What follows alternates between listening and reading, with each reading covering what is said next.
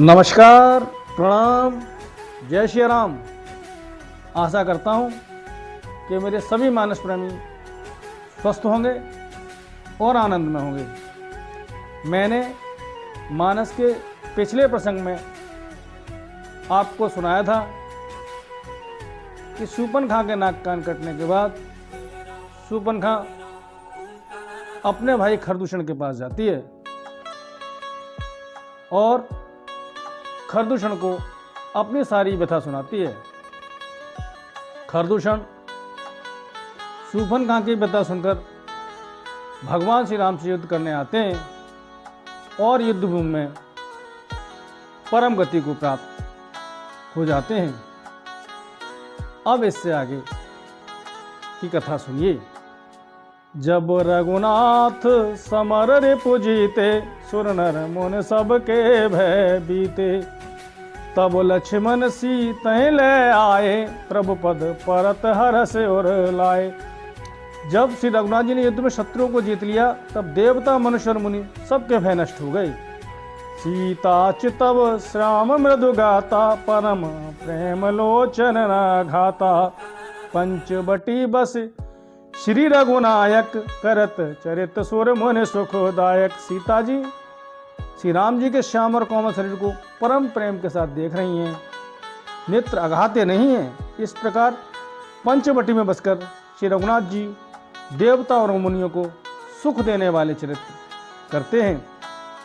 धुआं देख खरदूषण केरा, जाए शूर्पणखा रावण प्रेरा। बोली बचन क्रोध कर भारी, देश कोस के सुरत विसारी। खरदूषण का विध्वंस देखकर शूर्पणखा ने जाकर रावण को भड़काया।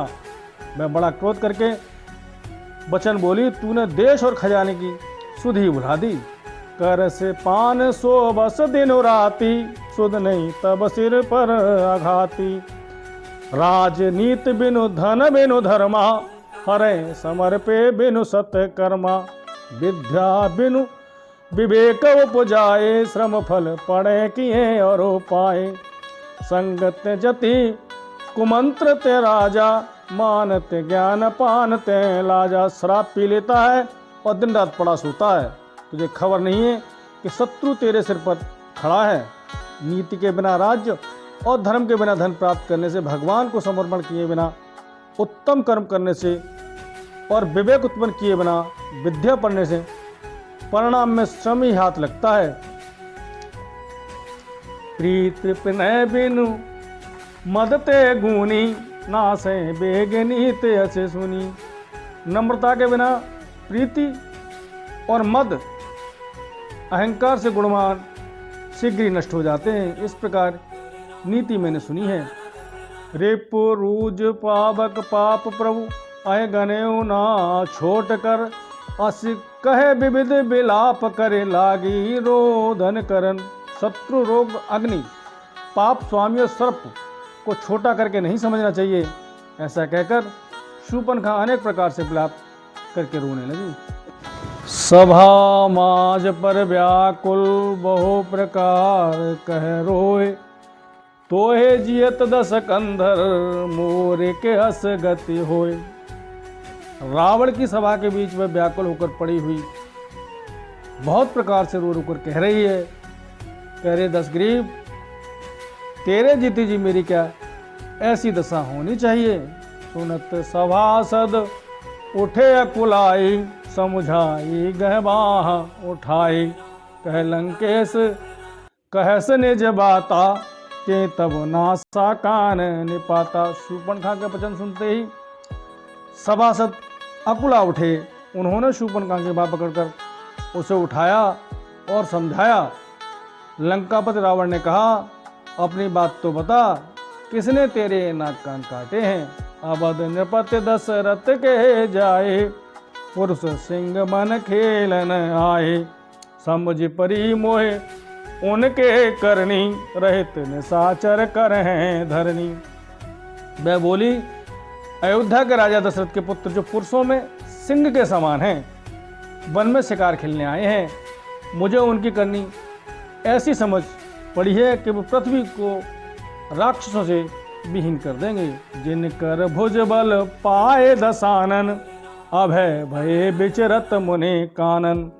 देखत बालक काल समाना, परम धीर धन भी गुण नाना। जिनकी भुजाओं का बल पाकर हे दशमुख मुनि लोग वन में निर्भर होकर विचरने लगे हैं। वे देखने में तो बालक हैं पर हैं काल के समान। वे परम धीर, श्रेष्ठ धनुर्धर और अनेकों गुणों से युक्त हैं। अतुलित बल प्रताप दो भ्राता, खल बद रत सुन मुन सुख दाता। शोभा धाम राम सनामा, तिनके संग नारिक श्यामा। दोनों भाइयों का बल और प्रताप अतुलनीय है। वे दुष्टों के वध करने में लगे हैं और देवता तथा मुनियों को सुख देने वाले हैं। वे शोभा के धाम हैं, राम ऐसा उनका नाम है। उनके साथ एक तरुणी सुंदरी स्त्री है। रूप रास विधि नारी समारी, रत्य सत कोट तासु बलिहारी। तासु अनुज काटे श्रुत नासा, सुन तब भगन करें परिहासा। विधाता ने उस स्त्री को ऐसी रूप की राशि बनाया है कि 100 करोड़ रति कामदेव की स्त्री उस पर निछावर हैं। उन्हीं के छोटे भाई ने मेरे नाक कान काटे हैं। खरदूषण सुने लगे पुकारा, छन महु सकल कटक उन मारा। खरदूषण त्रिसरा कर घाता, सुन दस शीस जरे सब गाता। मेरी पुकार सुनकर खरदूषण सहायता करने आए पर उन्होंने क्षण भर में सारी सेना को मार डाला। सुपन खे समझाए कर बल बोले से बहुभात, गयो भवन अति सोच बस नींद पर नहीं रात। उसने शूर्पणखा को समझाकर बहुत प्रकार से अपने बल का बखान किया, किंतु मन में वह अत्यंत चिंतावश होकर अपने महल में गया। उसे रात भर नींद नहीं आई। सुर नर असुर नाग खग माही, मोरे अनुचर कह कोई नाही। खरदूषण मोय सम बल बनता, तिन्हें को मारे बिनु भगवंता। वह मनी मन विचार करने लगा, देवता मनुष्य असुर नाग और पक्षियों में ऐसा कोई नहीं जो मेरे सेवक को भी पा सके। खरदूषण तो मेरे ही समान बलवान थे, उन्हें भगवान के सिवा कौन मार सकता है। सुर रंजन भंजन मह भारा, जो भगवंत लीन अवतारा। तो मैं जाए बैर हट करऊं, प्रभु सर प्राण तजय भव तरऊं। देवताओं को आनंद देने वाले और पृथ्वी का भार हरण करने वाले भगवान ने ही यदि अवतार लिया है तो मैं जाकर उनसे हठ पूर्वक बैर करूंगा और प्रभु के बाण से प्राण छोड़कर भवसागर से पार हो जाऊंगा। होय भजनु न तामस देहा, मन क्रम बचन मंत्र दृढ़। जो नर रूप भूप सुत को हरे हो, नारे जीत रन दो। इस तामस शरीर से भजन तो होगा नहीं, अतएव मन वचन कर्म से यही दृढ़ निश्चय है। और यदि वे मनुष्य कोई राजकुमार होंगे तो उन दोनों को रण में जीतकर उनकी स्त्री को हर लूंगा। चला अकेल जान चढ़त हैवा, बस मारीच सिंधु तट जहवा। यहाँ राम जस जुगत बनाए, सुनो उमा सो कथा सुहाई। यूं विचार कर रावण रथ पर चढ़कर अकेला ही वहां चला जहां समुद्र के तट पर मारीच रहता था। शिव जी कहते हैं कि हे पार्वती, यहाँ रामचंद्र जी जैसी युक्ति रची, बस सुंदर कथा सुनो। लक्ष्मण गए बने जब, लेन मूल फलकंद। जनक सुतासन बोले, बेहस कृपा सुख वृंद। लक्ष्मण जी जब कंद मूल फल लेने के लिए वन में गए तब कृपा और सुख के समूह श्री राम जी ने हंसकर जानकी से बोले, सुनो प्रिया व्रत रुचिर सुशीला, मैं कछ करवो ललित नर नीला। तुम पावक महो करो निवासा, जो लगे करो निसाचर नासा। हे प्रिय, हे सुंदर पतिव्रत धर्म का पालन करने वाली सुशीले, सुनो मैं अब कुछ मनोहर मनुष्य लीला करूंगा। इसलिए जब तक मैं राक्षसों का नाश करूं तब तक तुम अग्नि में निवास करो। जब है राम सब कहा बखानी, प्रभु पद धरे ही अनल समानी। निज प्रतिबंब राखत है सीता, तैसे शील रूप सुविनीता। श्री राम जी ने जो ही सब समझाकर त्यों ही सीता जी प्रभु के चरणों को हृदय में धरकर अग्नि में समा गईं। सीता जी ने अपनी ही छाया मूर्ति वहां रख दी, जो उनके जैसी ही शील स्वभाव और रूप वाली तथा वैसी ही विनम्र थी। लक्ष्मण हूँ यह मरम न जाना, जो कछु चरित्र रचा भगवाना। 10 मुख गयो जहां मारीचा, नाय माथ स्वार्थ रत नीचा। भगवान ने जो कुछ लीला रची, इस रहस्य को लक्ष्मण जी भी नहीं जाना। स्वार्थ परायण और नीच रावण वहां गया जहां मारीच था और उसको सिंधवाया। नवन नीच के अति दुखदाई, निज अंकुश धनोरग बिलाई। भयदायक खल के प्रियवानी, जिम अकाल कुसुम भवानी।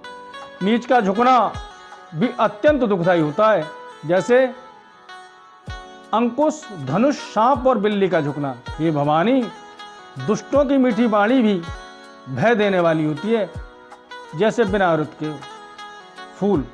करे करे पूजा मारीच तब सादर पूछी बात, कवन हेतु मन ब्रगत अक्सर आयो तात। मारीच ने उसकी पूजा करके आदर पूर्वक उससे पूछा, हे तात, आपका मन किस कारण इतना अधिक व्यग्र है और आप अकेले आए हैं? 10 मुख सकल कथाते हैं आगे, कही सहित अभिमान अभागे। हो कपट मृग तुम छलकारी, जे विद हरियाणो नपुनारी।